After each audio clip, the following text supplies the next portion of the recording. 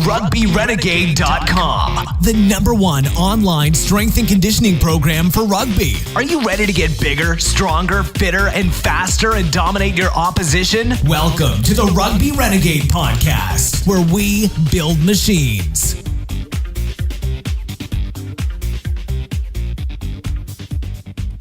Hello and welcome to the Rugby Renegade podcast. Today's episode is sponsored by Pro Athlete Supplementation. Check them out at pas-nutrition.co.uk for all your supplementation needs. And don't forget that subscribers to the Rugby Renegade program get a 40% discount on retail prices. Yes, welcome back to episode 40 of the Rugby Renegade podcast. My name's Jamie Bain and today I interview Scott Pearson, formerly of Sale Sharks, Doncaster Knights and Worcester Warriors, and since worked with British Cycling and is now doing his own private stuff with Fit, Fast, Strong. We talk about all things rugby S&C and look at his time with British Cycling, what he's learned from there that he can now apply with rugby, and some really good information in there. So give it a listen and let us know what you think. Hi Scott, welcome to the Rugby Renegade podcast. Great to have you on. Why don't we start by you just telling us a bit about your background, how you got into strength and conditioning and some of the teams and sports you work with. Thanks. So my background is I've been an S&C coach in one guise or another since about 2003. So that's 15 years. The vast majority of that has been in rugby union. So I worked at Sale Sharks from 2003 to about 2009. Went over then to Doncaster Knights for about 18 months and then down to Worcester Warriors. Had 3 and a bit years down there. Then I left rugby, a little bit of time working in football at Stoke City, and then about 3 years or so in cycling with British Cycling up in Manchester. So left there in the new year, and I've started my own business now doing strength and conditioning for cycling enthusiasts, and anyone who needs some strength and conditioning support. Awesome. So obviously working with British Cycling, that must have been a great experience. What sort of things have you learnt there, or have you developed there that you could apply to your time in rugby looking back? More of an analytical approach to it. So ultimately, there's a lot of the way I look at it is that in sports like rugby, like chaotic sports like rugby union, there's a lot of unknowns. So my master's dissertation was on rugby union and what physical quality was the most important for any given position on the pitch. And basically, it was inconclusive, other than speed over 10 meters. So what I looked at was strength, speed, power, actually a bunch of physical characteristics and how that related or correlated to gain line success, either in attack or defence on the pitch. And other than 10 meter speed, nothing correlated, and even the speed was relatively weak correlation. So there's a lot of unknowns in rugby. So I guess that you do stuff not for the sake of it, but because of other people do it, or it's within the culture of the sport, and no kind of defined rationale as to why certain things are done in certain ways. Whereas with cycling, it's such a measured sport. You can directly correlate, an increasing squat strength, for example, to particular parameters on the track, the velodrome track. So a bit more of an analytical approach. I think in certainly the Northern Hemisphere, if there was greater collaboration between teams, that would be strengthened. But it tends to be quite a closed shop, and one club doesn't like sharing data with another club. So anything you try and implement tends to be quite small sample sizes, and you're very hard to kind of read anything meaningful into what you're trying to look at, unfortunately. Yeah, that's interesting. And in terms of just kind of like the personalities and the culture of cycling, how different is that to the kind of rugby environment? Chalk and cheese, completely different. Because cycling is an individual sport, I think there's a lot more. Certainly with sprint cycling that I was mainly involved with, there's a lot more kind of buy-in into certainly the strength training side of it. A lot more questions asked, a lot more kind of seriousness placed upon it. Not that rugby players didn't take it seriously, but the success or failure of a strength training session in a lot of environments I've worked in rugby environments has been, did the lads like it, sort of thing? Did they get a bit of a pump on? It wasn't about did they actually increase their power, or did they get stronger, or did they increase the range of movement? Whereas with cyclists, there's far more of an emphasis on the physical outcomes and how that will affect them on the bike. So yeah, that was the main thing. Yeah, and do you see that kind of changing a bit in the kind of rugby environment now, when you've got measures of force and power output and speed from your like your gym awares and things like that? Do you think that will kind of change as people have better equipment and technology? Potentially, if you can directly relate, a 5% increase in strength or power in a given exercise to, I don't know, great momentum or higher impacts through your GPS on a pitch, then I think anybody needs that. What's the word? That you're supposed to relate one thing to another thing. Yeah. And I think just sort of, it's easy to relate being generally stronger or being generally fitter to being more successful on the pitch. But if you can directly relate, X equals Y, then anybody can see the benefit in doing it, or doing it in that way, or doing it at that time, or whatever that might, the parameters might be. Yeah, I agree. But I think I know what you're saying before about kind of doing it for how the players feel. I've seen kind of power sessions, or sessions that have been kind of called power sessions, and it's just the guys going and just move weights relatively fast and go, that's power. Yeah. But unless you've got a measure and what that measure's related to, you're not really developing it. A good man to speak to on that is, I don't know if you've done anything with Nick Grantham. Yes, yeah, we've had him on the podcast. Yeah. And I've spoke. He's done a lot with velocity-based training, and I think he has some dealings with push band. But his philosophy is, the actual numbers don't matter. It's generating that competitive environment, and people just want to move it quicker, regardless of what the number is or whatever. And that's a good way of looking at it, I think. Yeah. Yeah, because I've even done things where basing jump squat loads on percentage of 1RM squat and things. Yeah. But you find you get a better session if you just put all the players on the same weight, because they can actually compete then. Like I say, you get that real competitive buzz. That's definitely something. Yeah.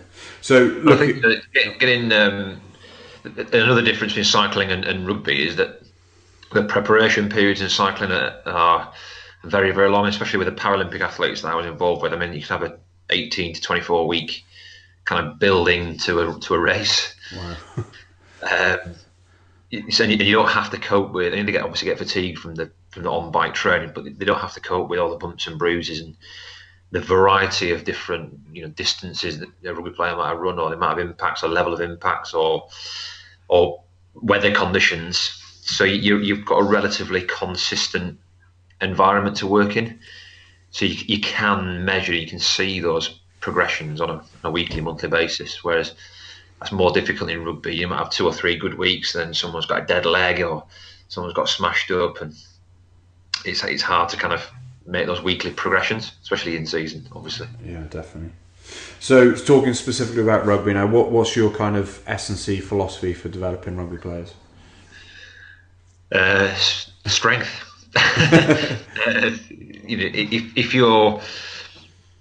It's the foundation to all the other physical qualities. So, as I mentioned earlier on, speed was the determining factor in my study. But the foundation of speed is a good base level of strength, and any other given, obviously, power is strength times speed.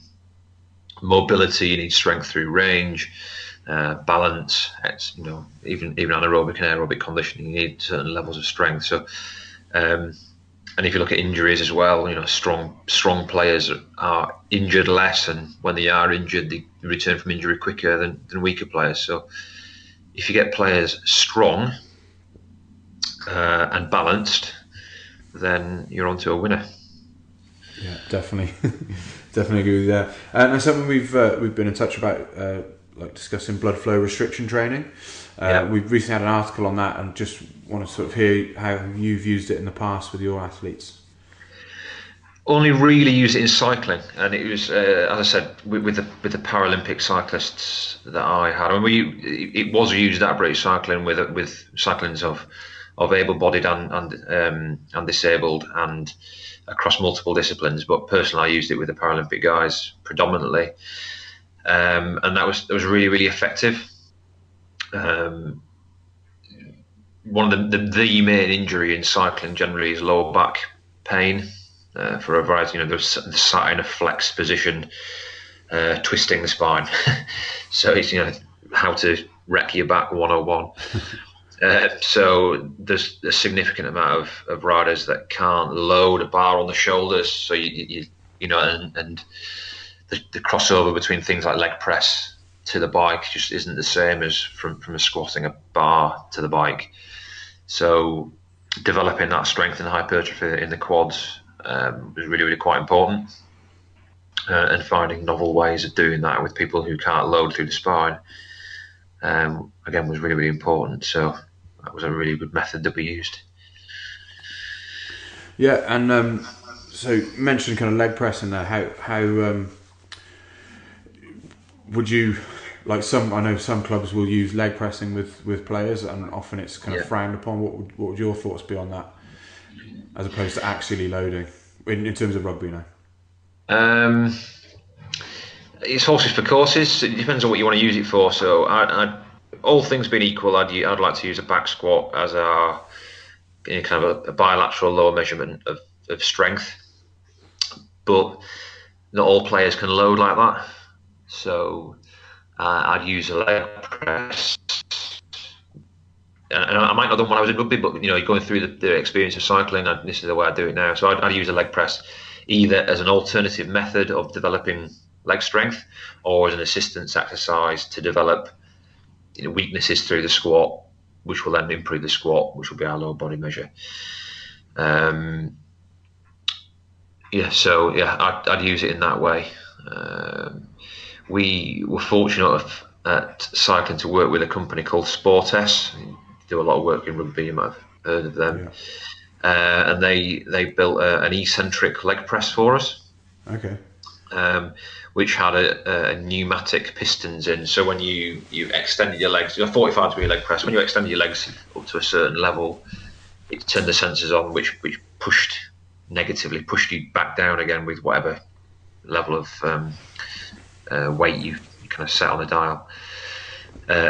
So we could do like yielding work, which was really, really effective. Horrendously hard, but really, really beneficial, really, really effective. Yeah, but I'm glad you touched on that eccentric training, because a few guests on the podcast in the past have kind of highlighted that as something that's kind of missing quite a lot in sports and rugby as well. Yeah. It's hard and impractical to implement. That's one of the main reasons, I would think. Yeah, there's all these like flywheel trainers that are going around now, aren't there, like the K-box and stuff.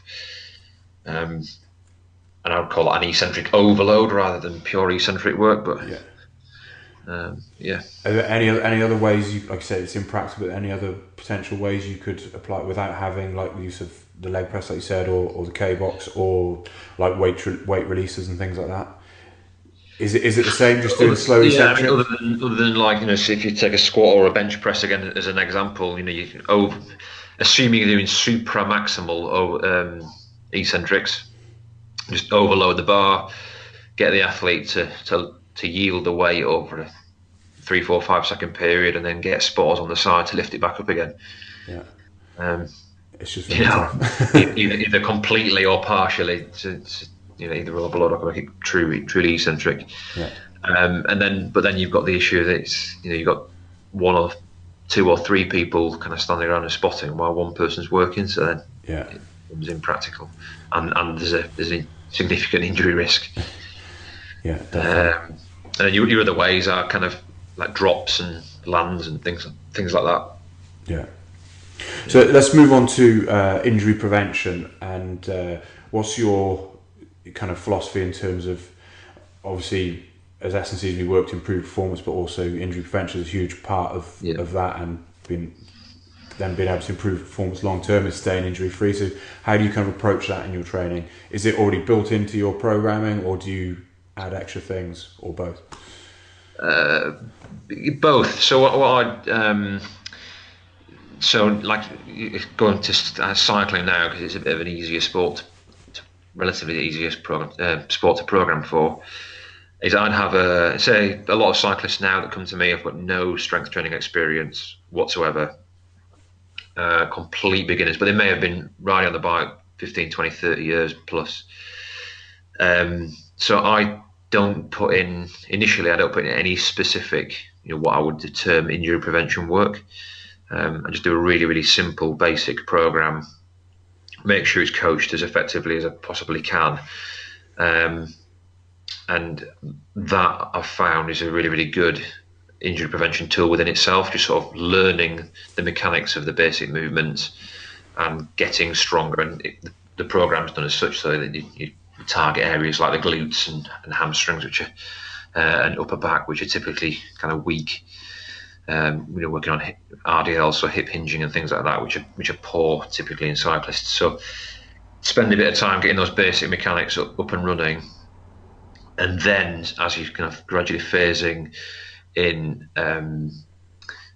supplementary movements that are common to cycling. So, a lot of calf work, for example, shoulder health, because they're sitting in a flex position all the time.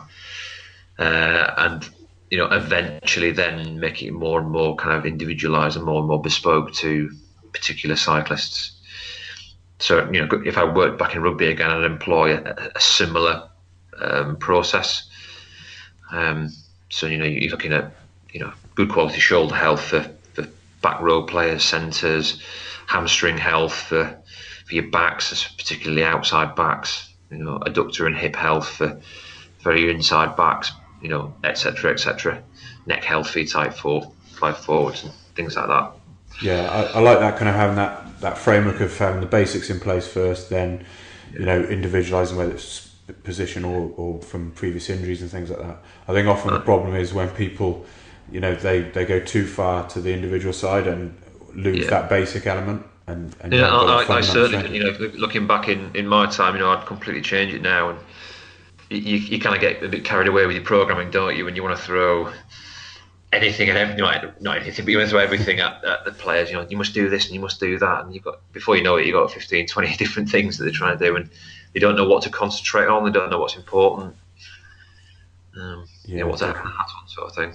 Yeah, and you kind of mentioned that cycling is kind of easier to program for, and you've worked in Premiership and Championship in rugby, obviously both attritional leagues. Like how would you approach that now? I'd dumb everything down, so I'd make it very, very simple. Have 2, maybe 3 key lifts for each player that I'd kind of hang, base all my progressions on. So off the top of my head, a squat, a deadlift, and maybe a bench press or something like that. Work off those 2 or 3 lifts. That might change going through the season, so you might want to bring in something explosive like a clean, assuming they've got the technique to be able to do something like that. I base all my progressions and assessments and performance indicators on those new things, and just manipulate those, bring in accessory lists for those, and like I said earlier on, supplemental exercises for injury prevention. Yeah. No, I think that's more the kind of common theme, is that there's kind of smaller number of exercises being used, but it's kind of how you program them and how you use them is how it's kind of progressing. But no, that sounds cool. So this is a question we ask all the guests on the podcast, and it's what is the biggest mistake rugby players make when it comes to strength and conditioning? I'm firmly convinced that there's a lot of body dysmorphia in rugby players. And I mean, how many players have you worked with that have been told since they were kids that they aren't big enough? Yeah. A lot, I would imagine. Yeah. You're not big enough. You're not big enough. You're not big. So, to a man, every single player I've ever worked with wants to be bigger. whether that's right for their kind of stature or not. And a lot of their kind of perception on how good a training program is based on whether it makes them bigger or not. Not does it make them stronger, does it make them more robust, does it make them more powerful, does it make them quicker.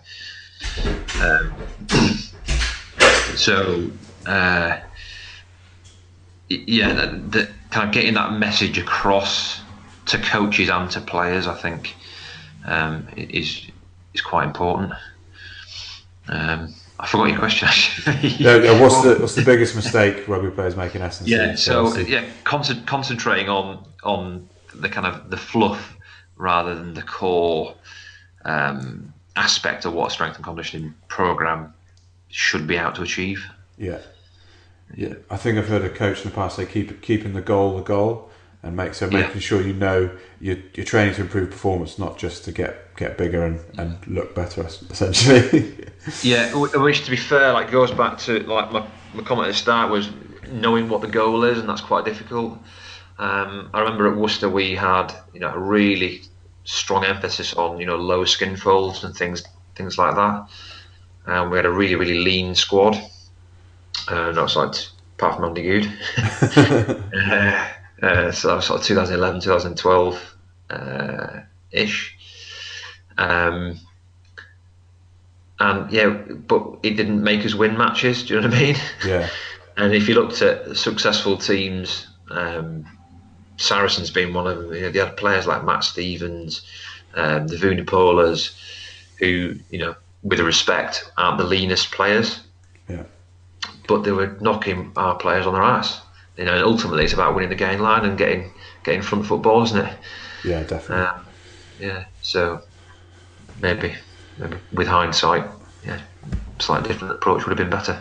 Yeah, I mean it's one of those things. You always want to improve body composition, things like that. But ultimately, if someone's an amazing player and their skin folds aren't great, they're still going to play. Absolutely, 100%. Yeah, 100%. Yeah. Cool. So, what? Another question we ask all the guests is: what advice would you give to an upcoming strength and conditioning coach? Do your time. Coach people from different sports, different backgrounds. Think outside the box. I mean, my experience recently with the EIS has been that there's a whole host of different kinds of athletes in different kinds of sports that just make you think in completely different ways.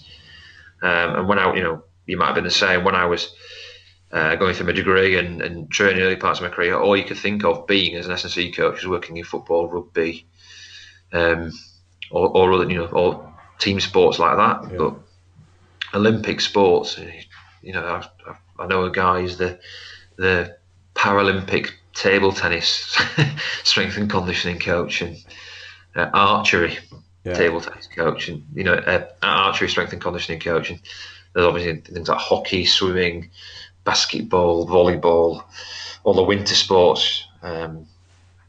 Freestyle, snowboard and ski. A friend of mine, Darren Roberts, works with Red Bull, so he's got athletes like Danny McCaskill and free riders and things like that. And just being around people like that and just exploring the way they solve similar problems, which with different kinds of athletes, just broadens your horizons and makes you think about things in different ways sometimes. Yeah, and I think it goes back to what you said, right at the start, that because you can measure improvement in their sports, you can experiment with things and actually see if it has been effective. Whereas in rugby you could put in a really effective training block, and then go and lose 3 or 4 games, and but you may have improved performance, but you can't really gauge that through game results, can you? So no, not at all. Not in quite chaotic sports, And another thing, thinking about it, is that there's a prevalence now of what I would call like a textbook trainer, more of the sport science end of the spectrum. Yeah. And they've got all the knowledge in the world. They could cite any paper you like and know everything. But when it comes to actual practical coaching, hands-on with an athlete, they aren't that good. Yeah. So applying that knowledge, in practice, and being a coach, I think is really, really important. Yeah, I mean, that's my advice. Whenever people ask me for advice how to get involved in things, it's just get involved in whatever you can at any level, because the more you coach, the more lessons you learn, the more you pick up, and that will build your kind of network as well, in terms of networking for completely agree. Things as well. Yeah. The amount of people now have come out they've gone straight from school into uni, straight from an undergraduate into a postgraduate, maybe graduate from that at 22, 23 and expect to get a job in full-time professional sport. It's just not going to happen. With zero coaching experience. Yeah, exactly. So let's talk a bit about what you're doing now with your private work. Yeah, so I've got a place here in Lymm, which is in Cheshire, just kind of between Manchester and Liverpool.